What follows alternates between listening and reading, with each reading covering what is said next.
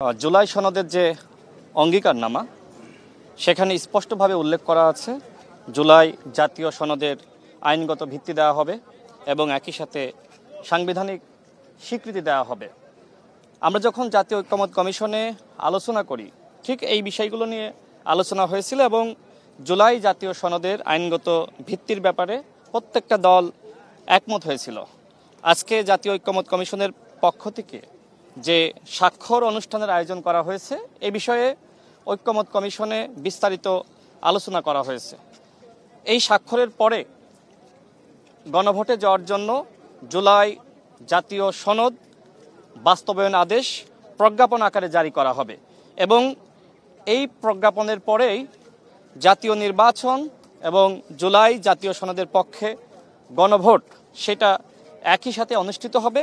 এই মর্মে একটি প্রস্তাবনা জাতীয় ঐক্যমত্য কমিশনের পক্ষ থেকে আমাদের সামনে উত্থাপন করা হয়েছিল এবং সেই প্রস্তাবনা আমরা যখন দেখেছি সেখানে অধিকাংশ দল তারা যেটি বলেছে যে একই দিনে জাতীয় নির্বাচন এবং জুলাই জাতীয় সনদের পক্ষে গণভোট, এমনকি এনসিপিও একই মন্তব্য করেছে।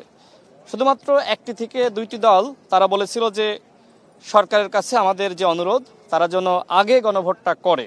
তবে অধিকাংশ দল যেহেতু আসলে আপনার গণভোটটা জাতীয় নির্বাচনের দিনে করার পক্ষেই সম্মতি দিয়েছে, সেই জায়গা থেকে সরকার ইতিবাচক এবং সরকার কিন্তু এই প্রস্তাবনায় আমাদের সামনে হাজির করেছে।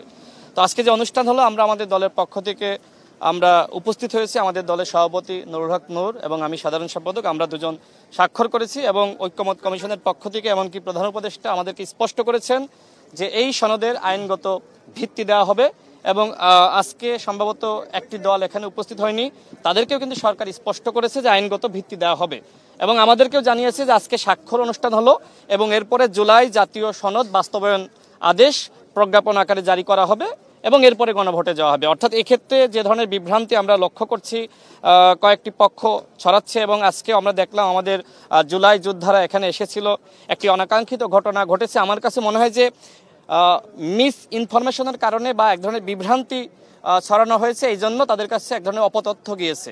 তবে সরকার আইনগত ভিত্তি দিতে বাধ্য এবং এই আইনগত ভিত্তি দেওয়া হবে, এটি আসলে অঙ্গীকারনামায় অন্তর্ভুক্ত করা হয়েছে, যে কারণে আমাদের দলের পক্ষ থেকে আমরা আজকে স্বাক্ষর করেছি। কতদিনের মধ্যে এটা বলা হয়েছে?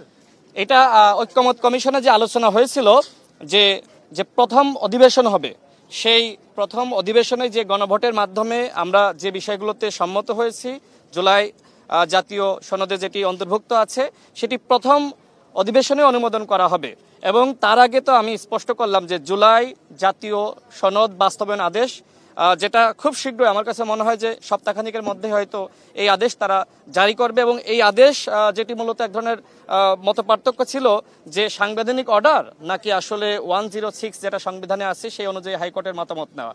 তো বিএনপি, জামাত সহ এনসিপি সবাই তাদের জায়গা থেকে সরে আসার কারণে যেটি সিদ্ধান্ত হয়েছে জুলাই জাতীয় সনদ বাস্তবায়ন আদেশ এই মর্মে প্রজ্ঞাপন জারি করা হবে। আমরা আশাবাদী যে সপ্তাহখানিকের মধ্যেই সরকার এই প্রজ্ঞাপন জারি করবে।